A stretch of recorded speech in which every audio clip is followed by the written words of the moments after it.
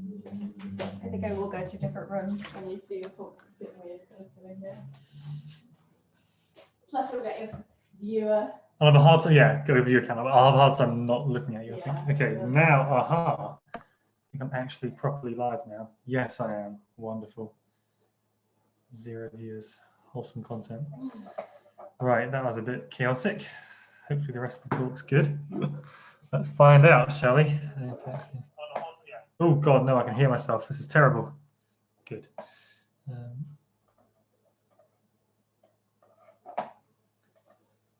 title card, slide up.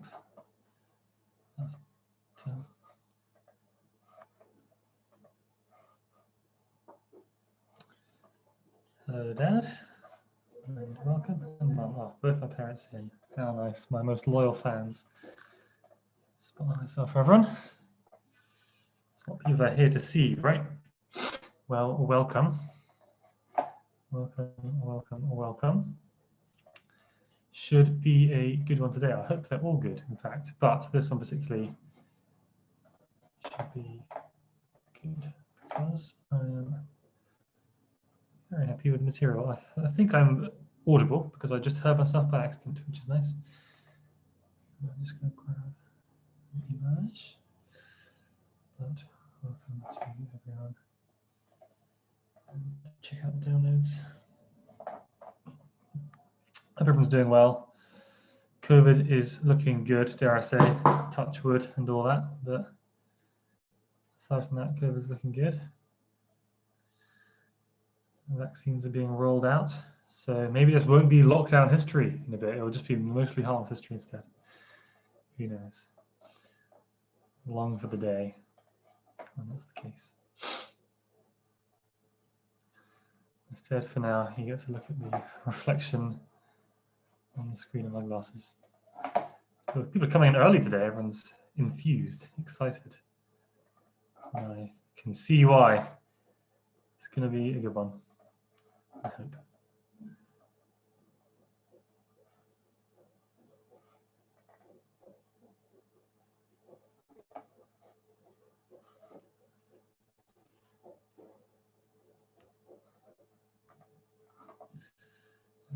But welcome everyone. I hope you're all having a lovely Thursday, as always. I always hope everyone's having a lovely Thursday, particularly when it's Thursday.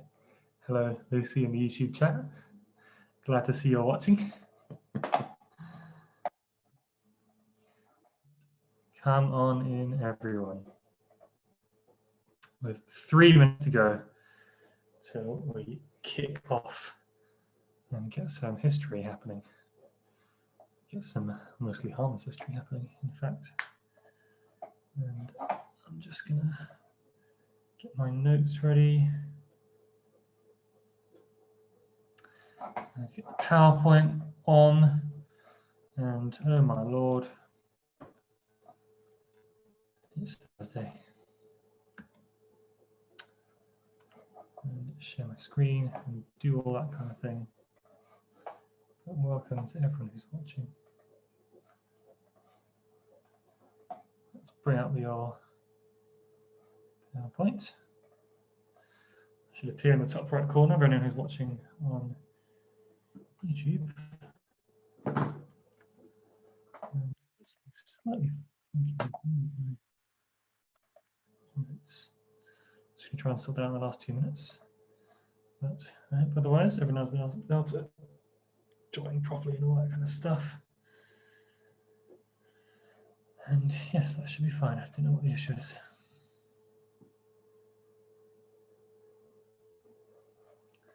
But welcome to everyone. It's mostly harmless history. Everything as always. There we are. Found my notes. They were where they should be during this time. The stream's up. I hope everyone can hear me all right. If you can't hear me, say something on the chat, but I think it should be pretty much fine. And in 1 minute's time, you've got a sneak preview of the title, which you know already because I emailed you about it. But you've got a sneak preview of the title. For those of you who are particularly eagle-eyed, I'll notice. We're going to be kicking off in just a minute. on the third part of the three-part series of the Black History of America. Hello. Hello. I can hear someone Do they chatting on talk? Zoom. I am just Mute. going to mute you in 1 minute anyway. It's fine. But hello and welcome to everyone. And yeah, we're looking at the third part. We've won the war. Well done, Americans. You managed to beat Britain. Worst crisis ever. No, not really. It wasn't that bad in the end. And in fact, it didn't really change much, some would argue. And we'll talk about that today as well. But now, as the time is 6:30, I'm going to mute everyone else. And then we can begin. And welcome, everyone. It's time. What was the Black experience of the early Republic? Someone is talking. I'm going to mute everyone again. Okay. So there will be, as always, a tale of three parts. We're going to look at the end of the war. We're going to look at what happened to the people who fought on the various sides. Obviously, the black people. Don't care much about everyone else. Someone keeps unmuting themselves.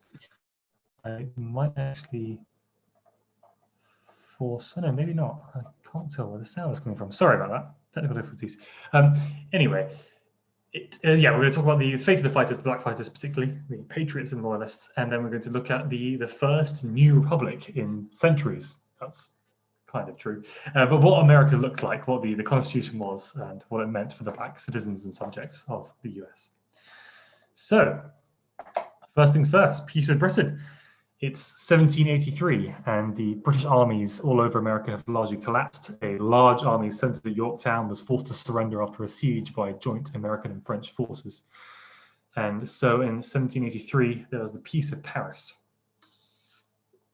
as the various competing sides, Britain, France, America, Spain, the Netherlands, everyone who was involved, got around the table and signed various treaties. And the first thing is the Treaty of Paris itself, 1783. Various important points. Britain acknowledges that the US is independent. That's actually the only point that's still in effect to this day. Fun fact. Everything else changes. For example, Britain keeps East Florida and Canada. The US got various fishing rights off the coast of America. There was a recommendation that the American government would return seized loyalist property. This partly happened. Prisoners of war were released. There was a assurance that both Britain and the US would get access to the Mississippi River. If anyone captured some territories after the treaty, they'd just be given back. Basically, it was extremely generous to the US because what the Brits wanted was to maintain as close economic ties as possible to the US. And they wanted to keep trade happening and keep that close connection. And in fact, some historians have argued, including Lucas Walker in my undergraduate dissertation, fun fact, I argued that in many respects, the relationship between Britain and America, the American Revolutionary War wasn't really a turning point in that relationship. Politically it was, obviously Britain didn't have political control of America anymore, but there was a lot more trade happening between the US and Britain after independence than there was before, and the social and cultural ties didn't really change that drastically because of the end of the war. And other historians as well, but not just me, but it is what I argued in my dissertation.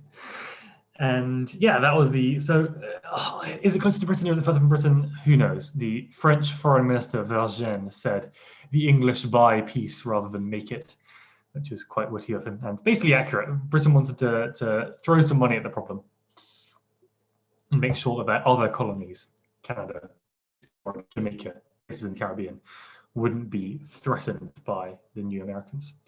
And did this work? Kind of.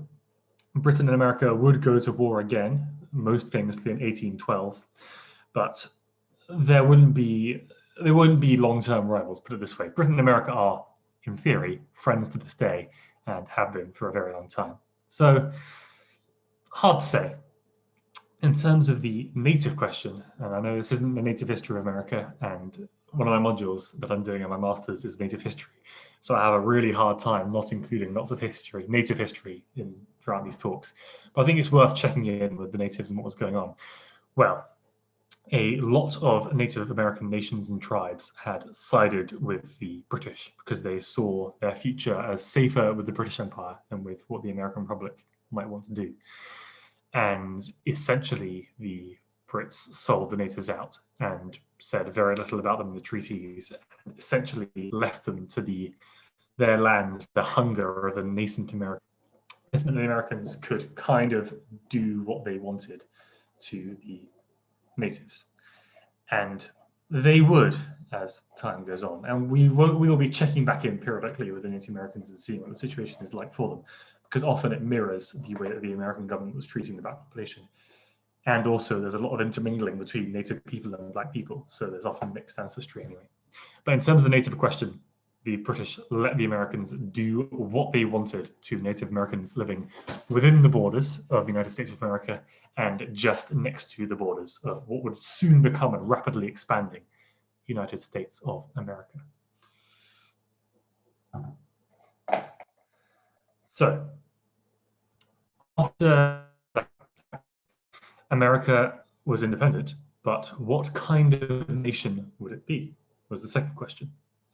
There was, for example, briefly floated the idea that George Washington might become king because he was the strong leader, he was the richest man in the country, everyone seemed to like him, maybe he should be a king. But he didn't want that, and most people didn't want that. They thought, no, we should form a republic. But what kind of republic?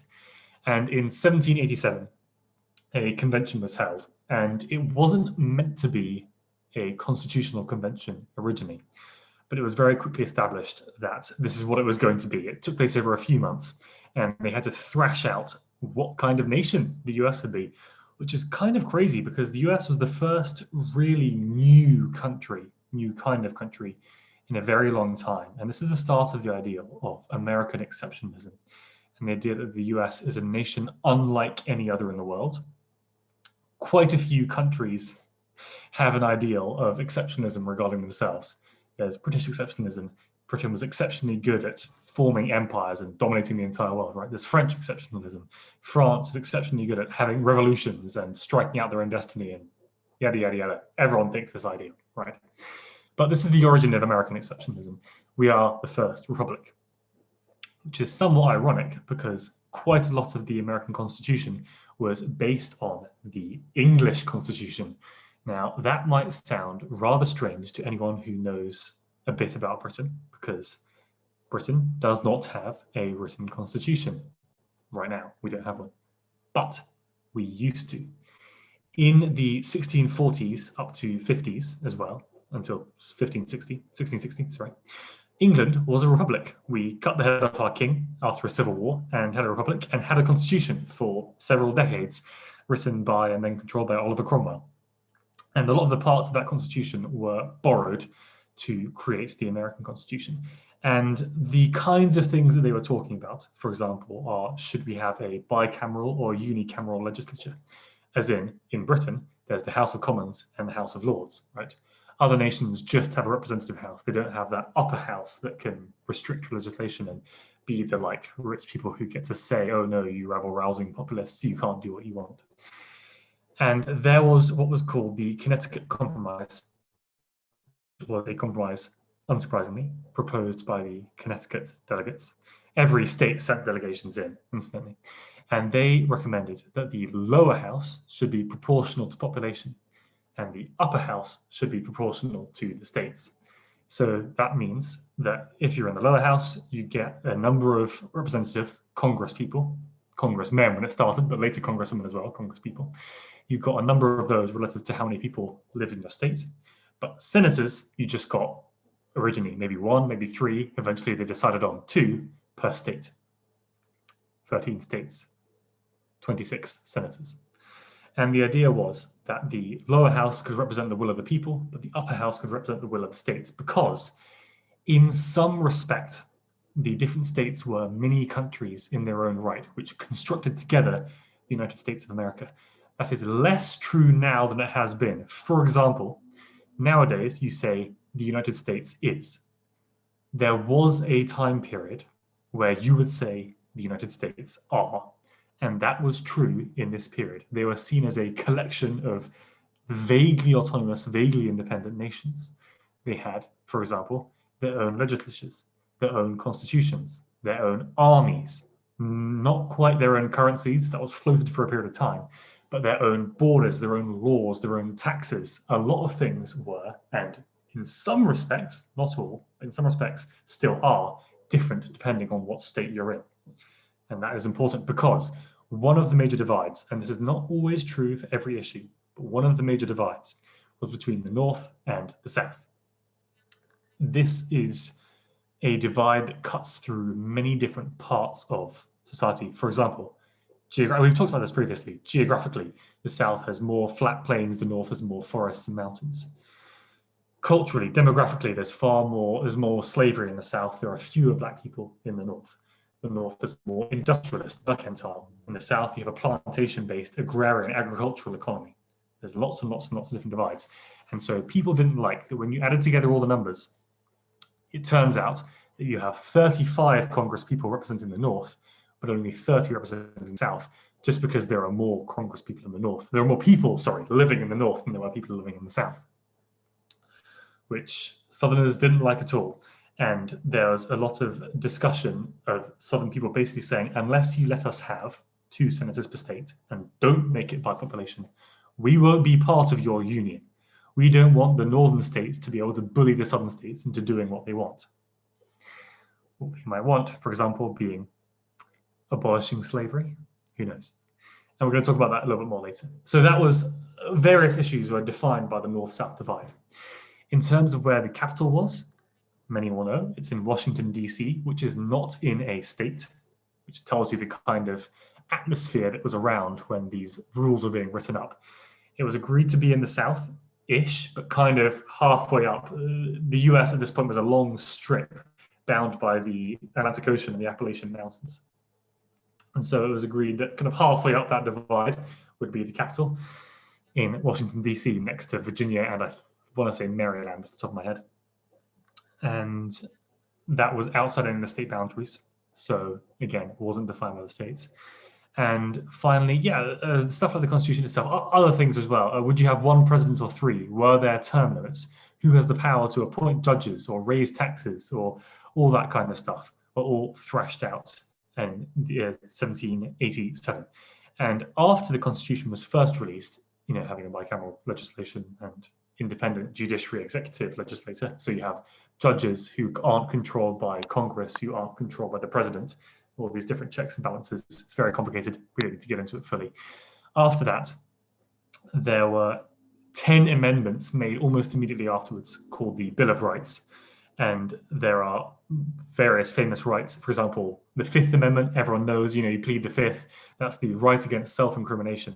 So if you're in court, you don't have to give evidence that puts you in trouble.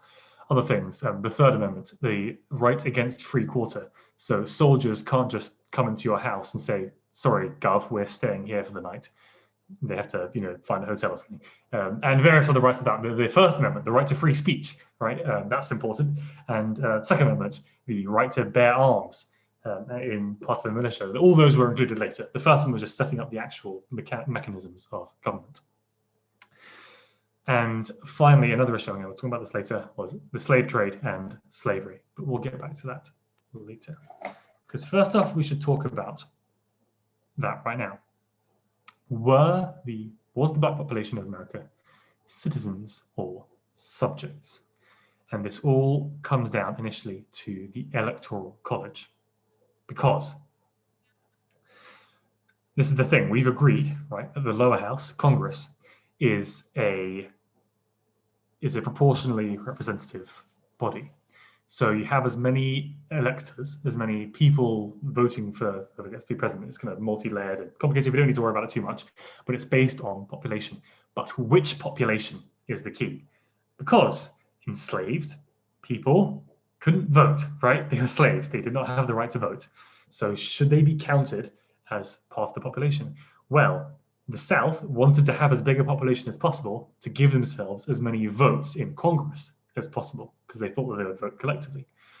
But they didn't want to count them as full citizens because that might mean, shock horror, they might have to give them the right to vote. So in the end, they came up with what was called the 3/5 Compromise, in which enslaved people were counted as 3/5 of a person when determining population of states.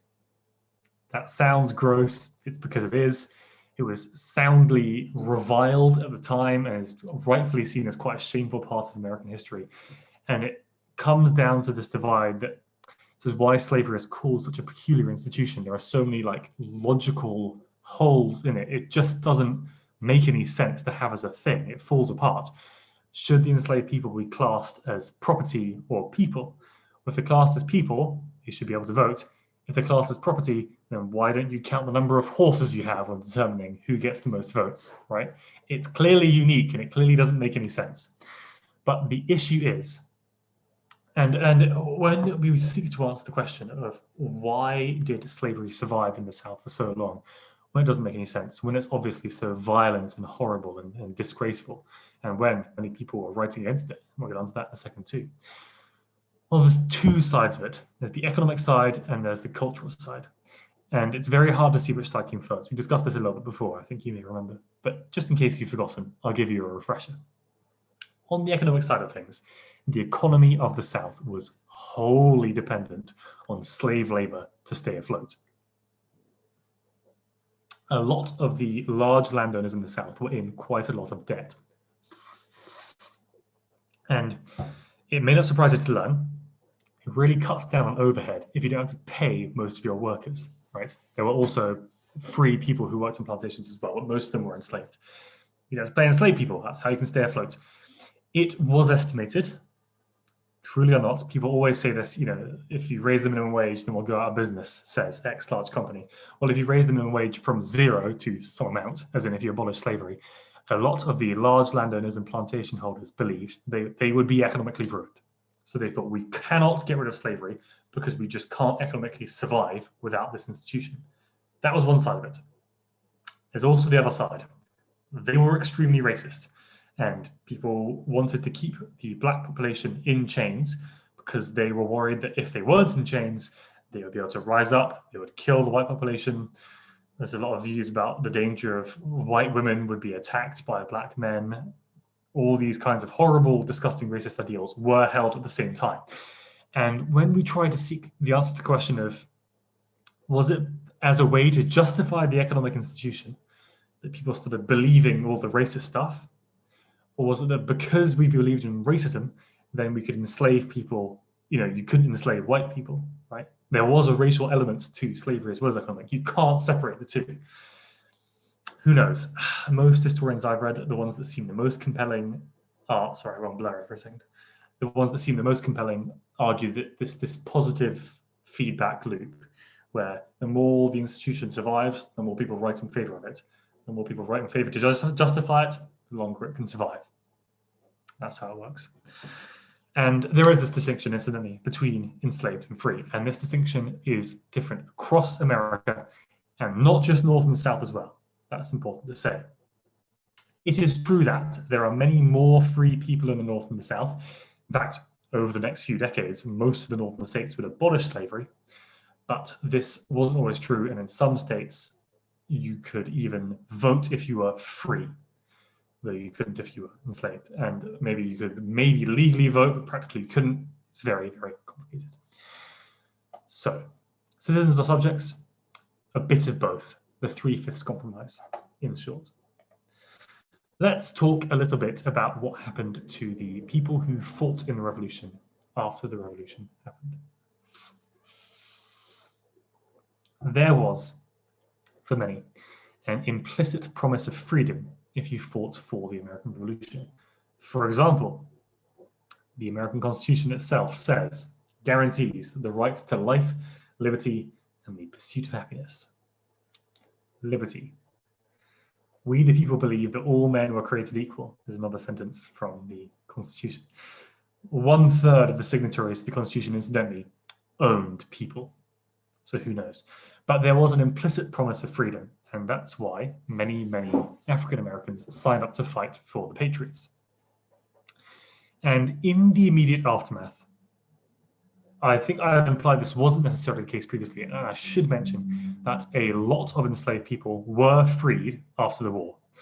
In the short term, there was a rush of, oh, they fought for us, and so we should free them. There's a short-term massive uptick in manumission, which is the word that means individually freeing enslaved people, rather than abolition, which is getting rid of the institution of slavery, if that makes sense. So there's an uptick of manumission in the years after the Revolutionary War.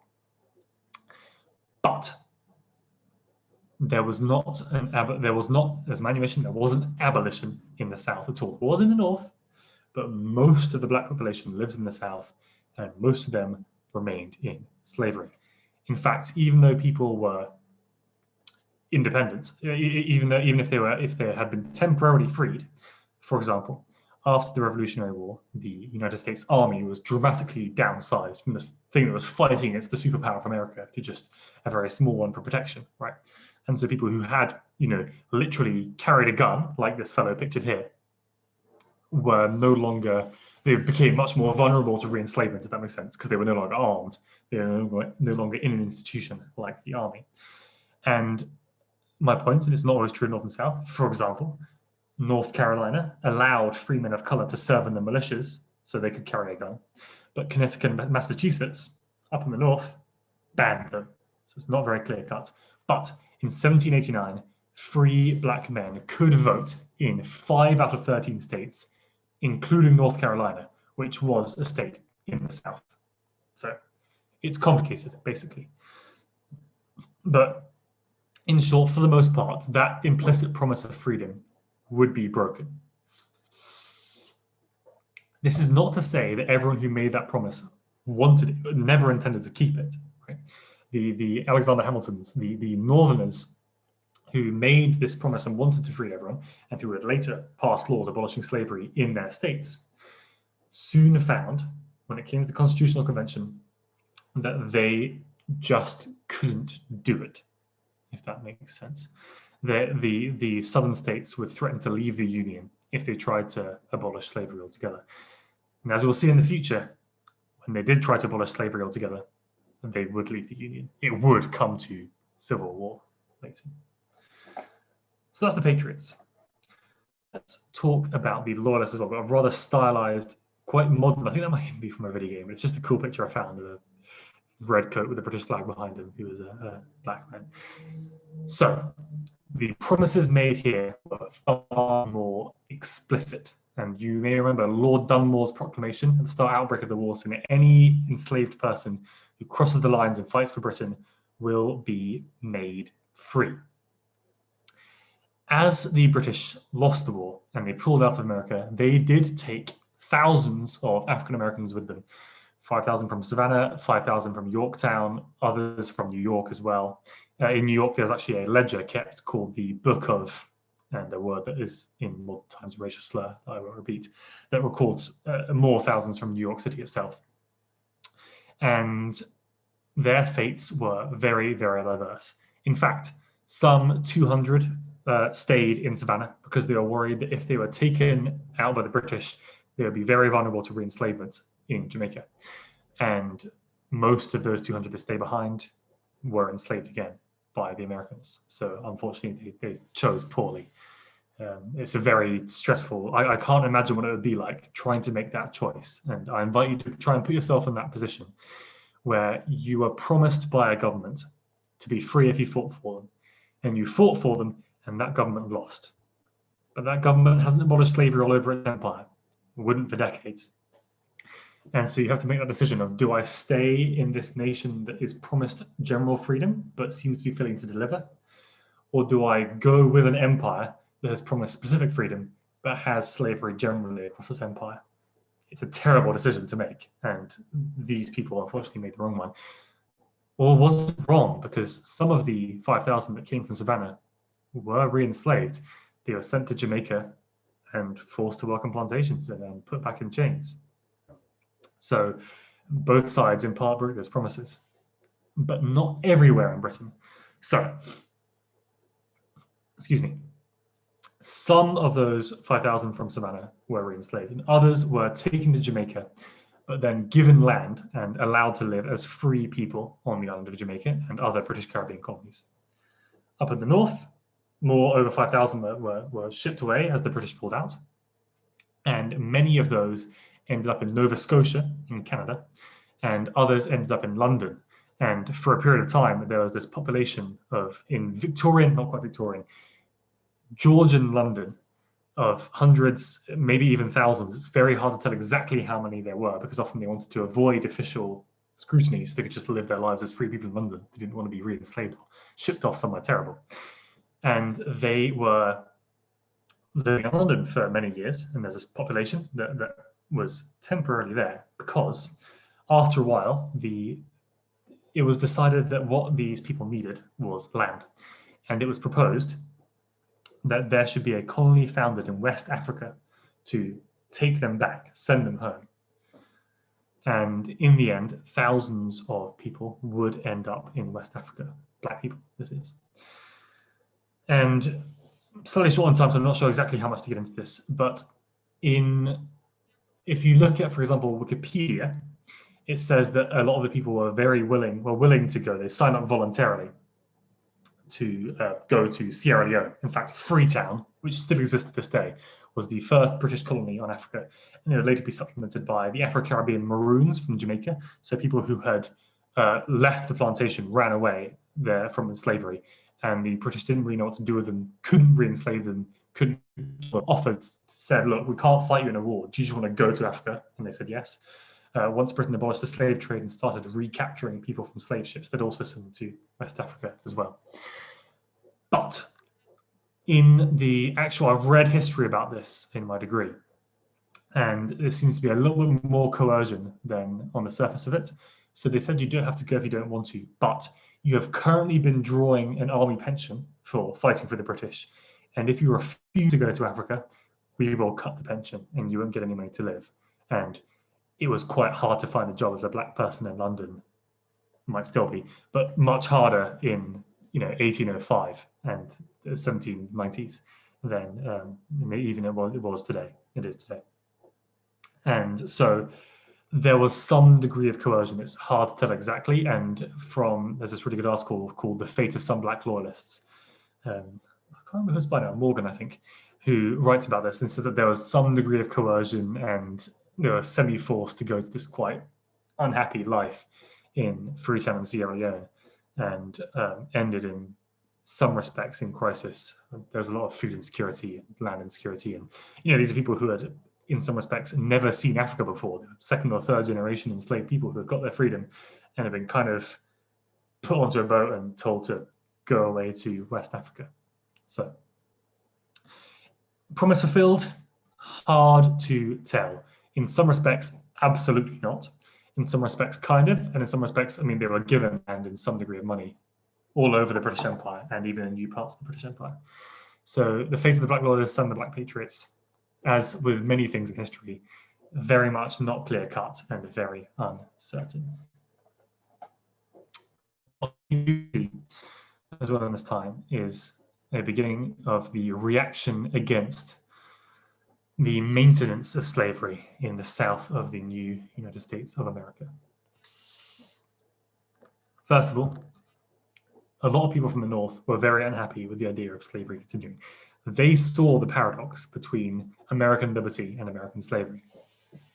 Obviously, the enslaved people themselves were also very unhappy, and we see major slave revolts, Nat Turner's War, John Brown's Revolt happening over the next few decades. We'll talk about those more in the future. But there was increasing, shall we say, unrest as slave populations grew. They grew discontent. And in terms of the laws about this, in the Constitutional Convention, they couldn't work out whether or not to create a law that banned slavery. They agreed that wouldn't work because the southern states would secede, or to ban the slave trade. There's a difference between those two things. It's the difference between keeping the institution in place and shipping over more people by force from Africa to supplement your labor force. And again, there was a lot of contention. Didn't know what to do, so they came up with the amazing politician's decision, which is to say that we won't ban the slave trade for at least 20 years. They just kick the can down the road. Future Americans can deal with it. We just don't want to worry about it right now, so we just won't. And yeah, I'm sure that was fine. And there was definitely wasn't a massive war in America when they were trying to decide this issues in the end. But anyway, so not the best decision-making founding fathers, but I mean, I guess they did what they could with the job they had. Anyway, yes, by 1840, the North would entirely abolish slavery. And 20 years after that, the issue of slavery would totally be confirmed. We'll see. But either way, to conclude, the American Constitution aimed to give universal declarations that applied to everyone living within its borders about liberty, about the possibility of owning property. And it turns out that these things just weren't possible. And it turns out that there were contradictions in the American promise and the American dream. And this failure to give universal answers to the social and political questions wouldn't go away. And as America began to expand ever westward, in a 2 weeks' time, we're going to be talking about westward expansion. And you can see it starts out with that strip along the coast, and then eventually Ohio, Kentucky, Tennessee, Mississippi, Florida, Indiana, Louisiana Purchase. America would move west and west and west and west and west. And the fate of those states and the fate of Black people in those states would begin to threaten the very fate and the very stability of the Union of the States of America. So, does have any questions about any of that? I understand it's a lot to take in one go, as always. But I have a question immediately, which is, did the number of Congress people change according to the population shifts, or did it stay static? So there are really interesting questions to be raised about the future-proofing of the American Constitution, which is that Thomas Jefferson, for example, said that every 20 years we should completely rewrite the Constitution and just come up with a new one, because they knew that they couldn't know what was going to happen to America in the future. They couldn't know that 70 million people would live in California. They hadn't even heard of California when they first made it. So they, in some respects, wanted the Constitution to be a lot more fluid than it turned out to be. But they did agree to have a census every, I want to say 10 years, and that's still going. The most recent census was in 2020, to continually shift and change the number of Congress people according to proportionally to the populations of each state. And this has kind of worked, but kind of hasn't. And it has always been the case that the smaller states, your vote matters more than in the bigger states.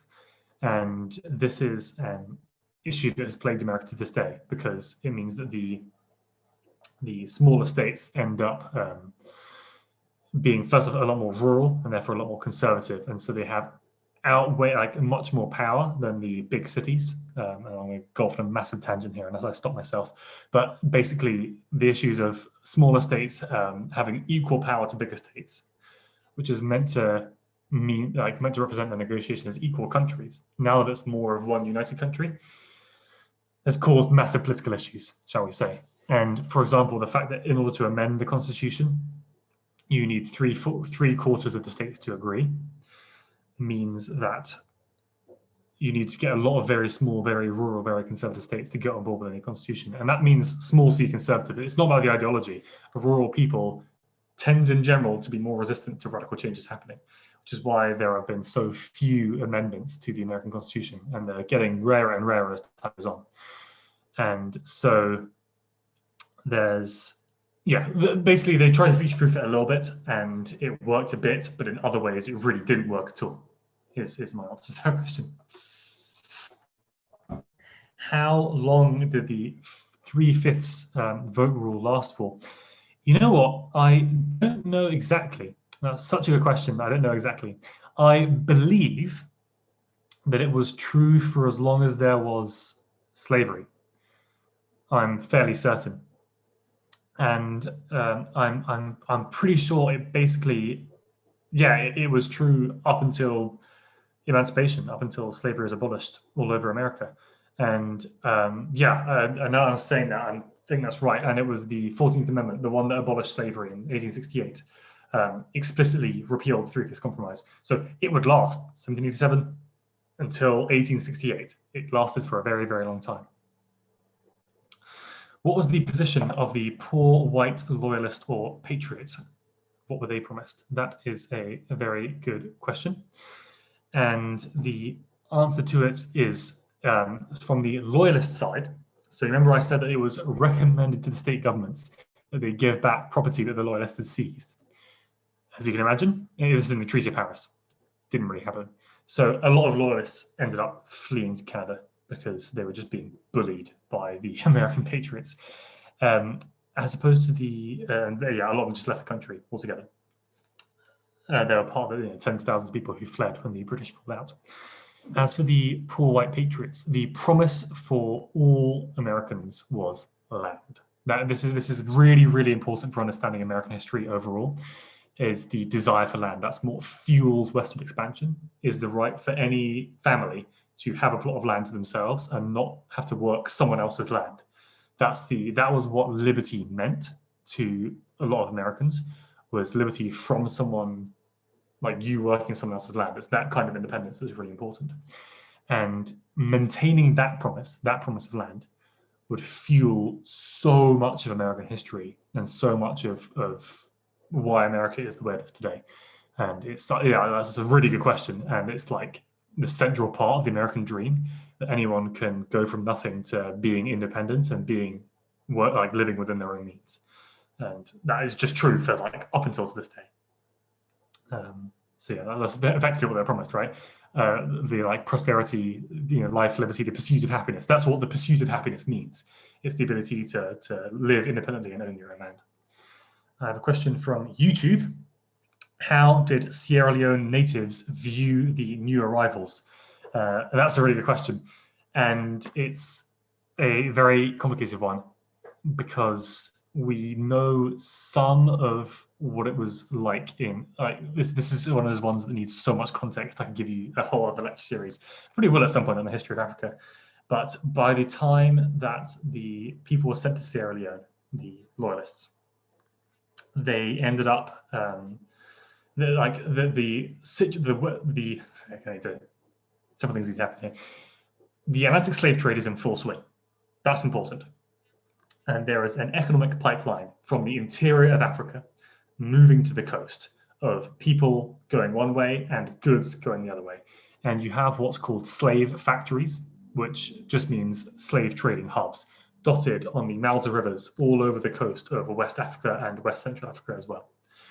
And there's kind of this one process of slavery like expands. It starts out in West Africa, and as it becomes more and more lucrative and people become scarce in the areas where it's popular, it moves like a wildfire eastwards and expands across the entire continent as people are shipped to coastal ports and taken across the Atlantic. It's very like violent process. And so you have these slave factories all over the coast, and they are semi-political colonies. Usually it's just white merchants and local African leaders in this very complicated relationship with each other, dotted along the coast. And therefore, as you can imagine, the Sierra Leone colonists had, in some respects, the protection of the British Crown, in others not. And when food was very scarce, for example, if the harvest failed, a lot of them would have to end up selling themselves into slavery just as a way to stay alive.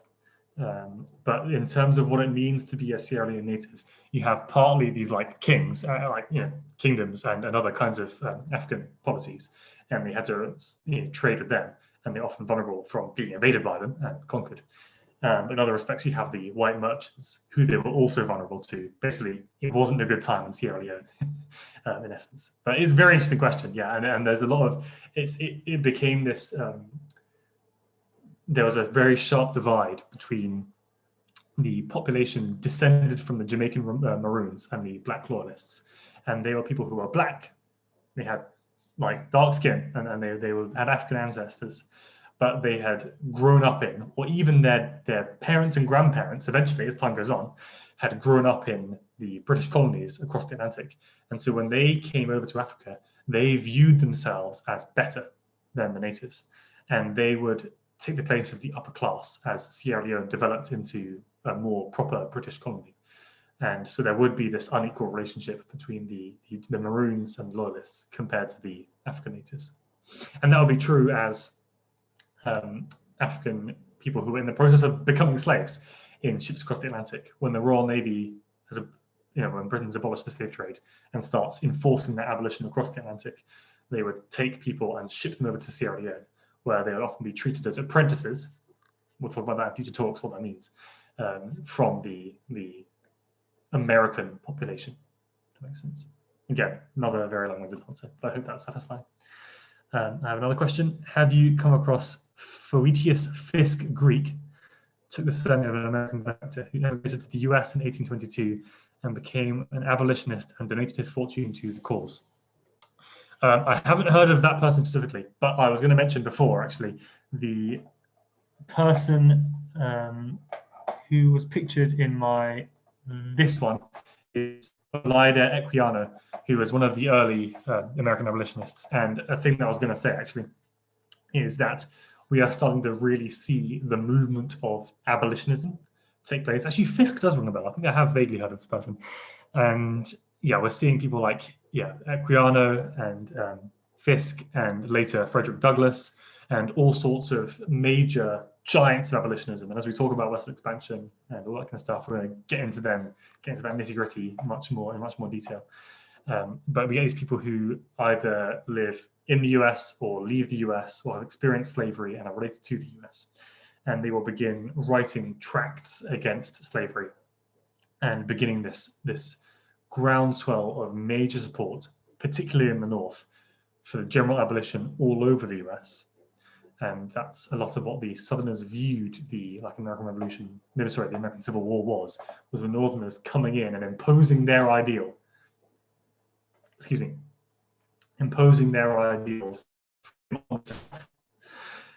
Whether or not you think that's the right thing, obviously it's right, who knows.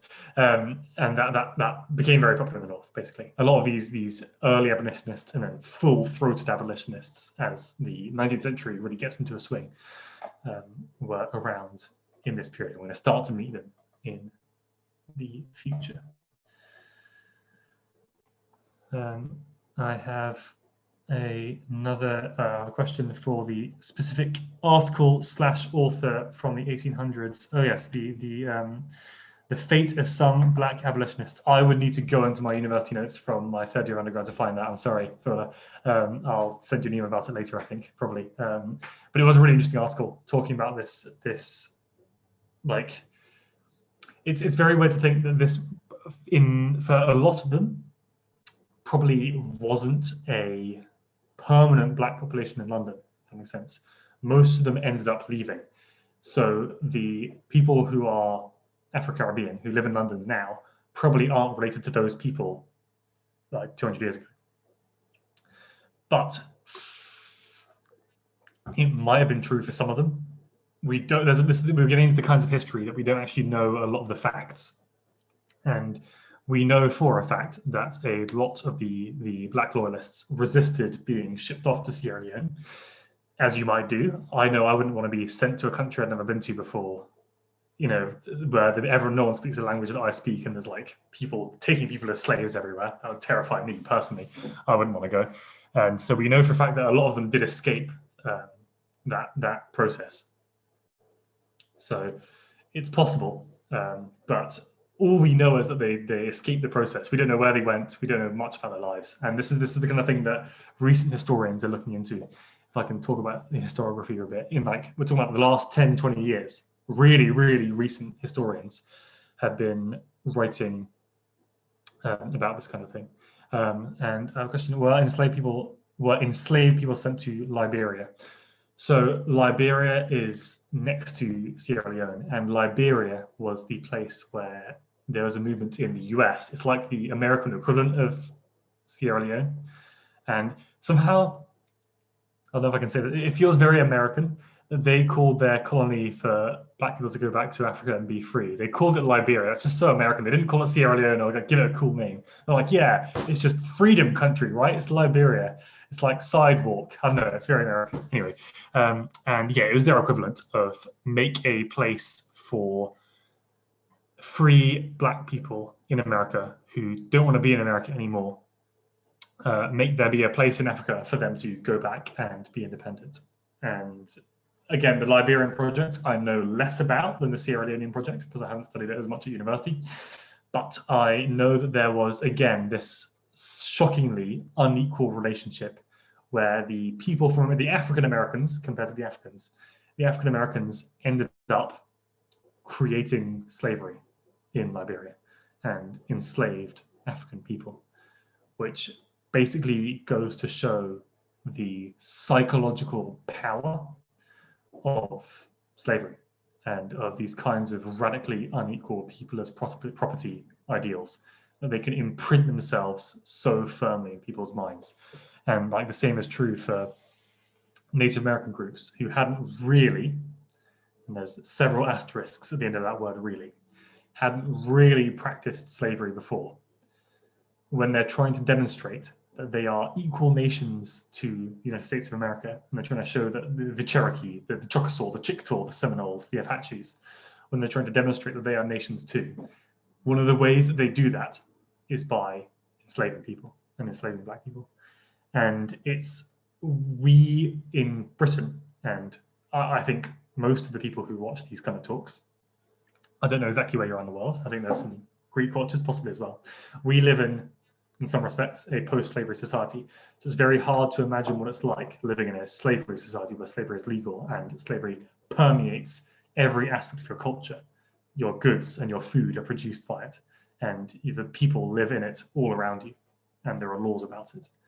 And it's really hard to imagine what that's like.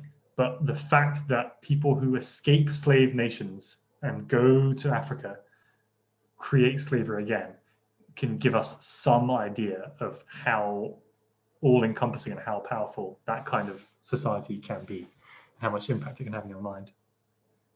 And another thing that I think is worth talking about as well is the one of these kinds of laws, so should we ban the slave trade? Should we ban slavery? These kinds of laws that got people into trouble. For example, say, and this happened a lot, there was the Underground Railway, which we'll talk about in future talks, was this process. In fact, it wasn't individual things. It was a process that happened where people in slave states, enslaved people in the slave states, would run away, obviously, as you do, and run away to northern states where slavery is not an institution when it had been abolished. Should these fugitives be returned by the North back to the South to be re-enslaved? So fugitive slave laws were extremely contentious because the North says, if you make us return slaves, then you're effectively getting rid of our right to have abolished slavery in our northern states. And the South says, if you let those people live there, we're meant to be one country, right?